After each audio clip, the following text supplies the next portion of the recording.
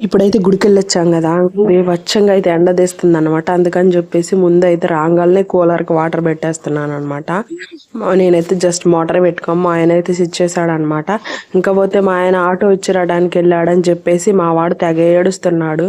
ఇంక వాడిది తీసి పక్కన పెట్టేస్తే నేనైతే వాటర్ కాసేసుకుంటున్నా. నేను ఈ వాటరు 1 మంత్ దాటిన కాడ్నుంచి డెలివరీ అయ్యాక 1 మంత్ కాడ్నుంచి కాసుకొని తాగుతున్నాననమాట. ఆ తర్వాత అయితే నెక్స్ట్ అయితే ఆటుకుడుము వేసుకుంటున్నాననమాట. ఆవిటి కుడుము.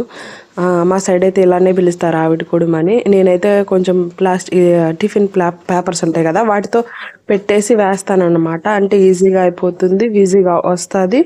అందుకని చెప్పేసి నేను పేపర్సే ఎక్కువ యూజ్ చేస్తాను. లేదంటేనేమో అరిటాకులు యూజ్ చేస్తానన్నమాట.